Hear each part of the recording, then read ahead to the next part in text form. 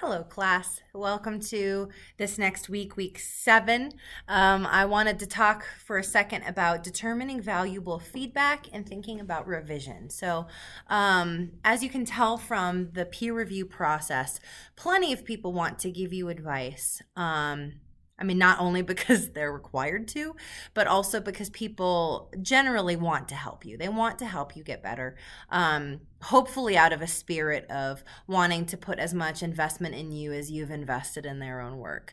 But you're all at different levels. So it's really natural that as you're listening to feedback from somebody else, they may not be offering anything that you can actually use, or you can see them offering something in a good spirit, but you're not really interested or attracted to any of their feedback.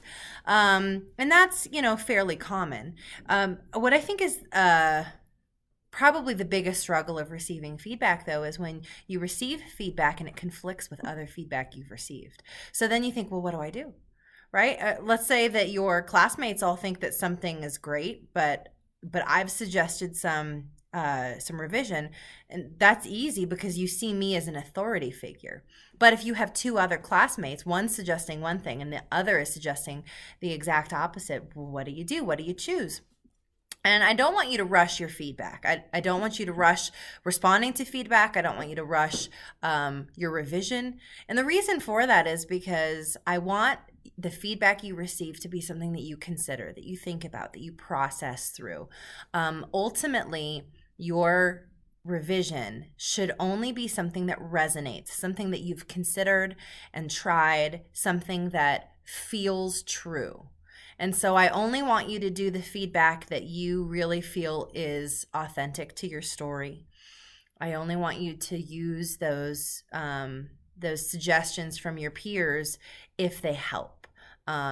Now, sometimes the best way to determine if they help is to try both sides. If somebody suggests one thing and somebody suggests something else, try both of them and see what works for you. So please don't put your revision off to the last minute, because then that gives you the time to be able to consider both. But I don't want you to try anything that you're uncomfortable with or anything that you feel like isn't authentic to your story or to your character. Now, that isn't to say that that's an excuse, right? That isn't to say, oh my gosh, I ran out of time. I did not budget enough time for my revision. So I'll just say that, that isn't authentic feedback. If you do that, then you're cheating yourself more than anybody else. So this is a great segue into revision. Your revision should be a complete rewrite of your story. You may have already had ideas rolling around in your head for some time, but your revision should be able to come from a place of re-envisioning, of imagining new possibilities, of being able to see the story for what it is, and then also being able to put the story down and start from the beginning again and rewrite the story and make sure that the character ends up in the same place. It's scary. I won't say that it's not.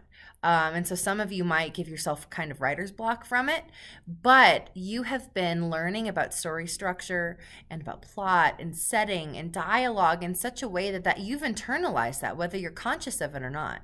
And so as you sit down to rewrite, what's going to happen is your story will naturally be better because you have internalized all of those lessons that we've had in class thus far, and you have been able to implement those in your writing, but only if you start over as an organic process. You can't force it upon a story that's already written.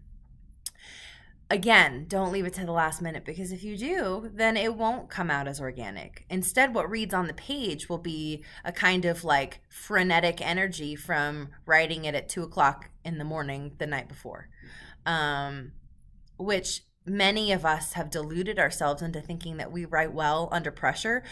But especially in creative writing, you don't. And especially in creative writing, the only person you're hurting is yourself. You need to be able to give it time.